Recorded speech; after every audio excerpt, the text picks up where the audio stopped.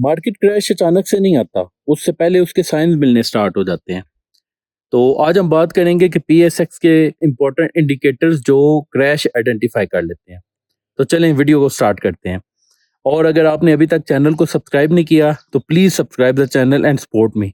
Thank you. चलें, सबसे पहले हम बात करेंगे कि वो कौन से इंडिकेटर्स हैं जिनका हमें पहले ही पता लगना शुरू हो जाता है मार्केट में ना क्रैश आने से पहले। तो जो सबसे बड़ा और सबसे इम्पोर्टेंट इंडिकेटर है ना इसमें, वो है कि मार्केट के अंदर वॉल्यूम्स वीक होना स्टार्ट हो जाते हैं।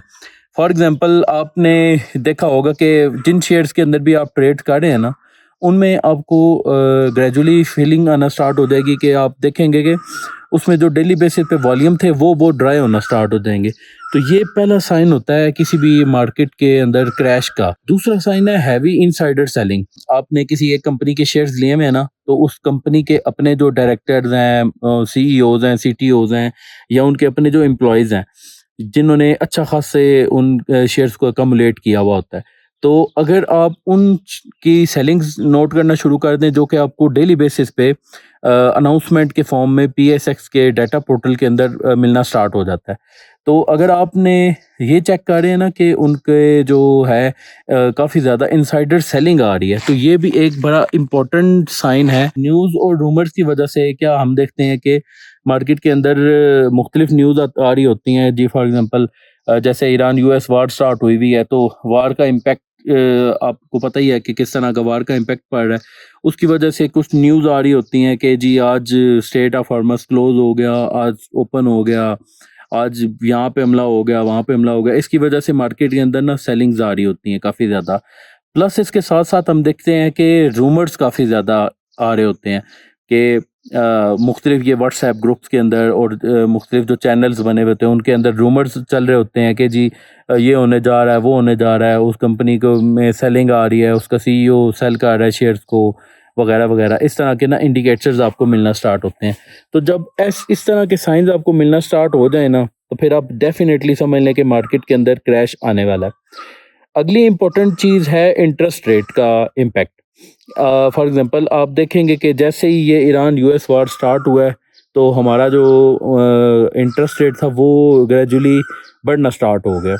जब बैंक्स का इंटरेस्ट रेट बढ़ना स्टार्ट हो जाता है ना, तो फिर मार्केट के अंदर ना सेलिंग प्रेशर आना स्टार्ट हो जाता है, क्योंकि लोग फिर जो है ना अपने स्टॉक्स को सेल करके और फिर उनको बैंक्स के अंदर पैसा रखना शुरू कर देते हैं कि जी जितना अमाउंट तो यहाँ पे रिस्क लेके काम करना है, तो वहाँ पे बैंक के अंदर रिस्क फ्री काम हो रहा होता है, तो वहाँ पे फिर वो रख देते हैं। तो अगर आप फ्यूचर में जो है ना इंटरेस्ट रेट को बढ़ता देखेंगे, तो जो है ना ये एक साइन होगा कि मार्केट के अंदर क्रैश आ सकता है या फिर करेक्शन आ सकती है।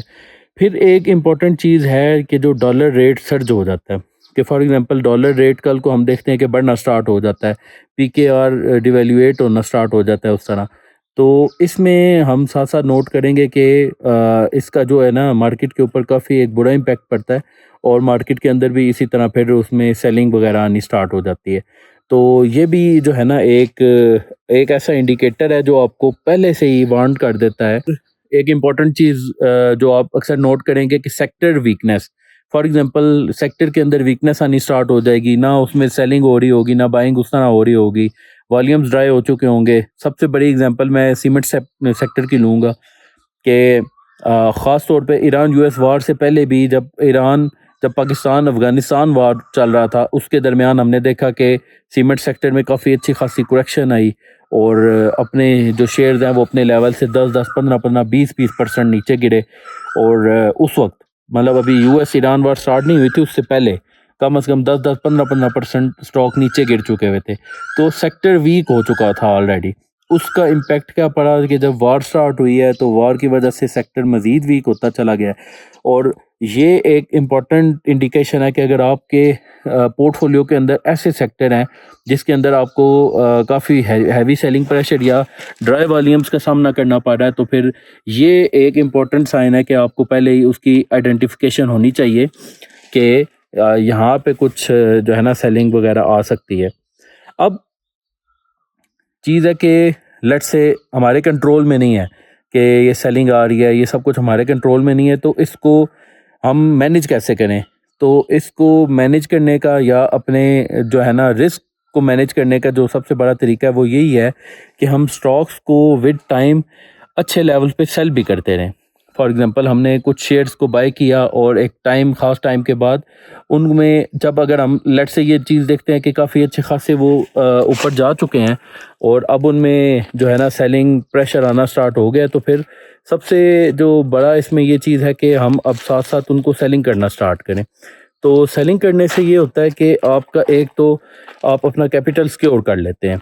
सेकंड ये है कि आप एक जो डिप आ रहा है, जो डिप आने वाला है, उससे आप अपने आप को सेव कर सकते हैं। फॉर एग्ज़ाम्पल मार्केट के अंदर आप देखते हैं कि आपने शेयर्स बाय किए और अब वो करेक्शन मार्केट ने लेनी स्टार्ट कर दी है, तो फिर आपको भी चाहिए कि आप अपना पोर्टफोलियो ग्रेजुअली लाइट करते जाएं और अपना रिस्क मैनेज करें और स्टॉक्स के या उस सेक्टर्स के अंदर से आप आहिस्ता आहिस्ता पोजीशंस को हल्की करनी स्टार्ट कर दें जिसमें आपको फीलिंग हो रही है कि आने वाले वक्त में मज़ीद अगर करेक्शन आती है तो ये कहीं मज़ीद डिप ना कर जाएं और बाद में आपको उनमें दोबारा बाइंग का मौका मिलेगा। आप उनको दोबारा बाइंग कर सकते हैं, दोबारा उन लेवल्स को जो है ना अचीव कर सकते हैं, जिन लेवल पे आपने पहले बाइंग की थी, बल्कि आपको उससे भी अच्छे लेवल्स पे मिलेंगे।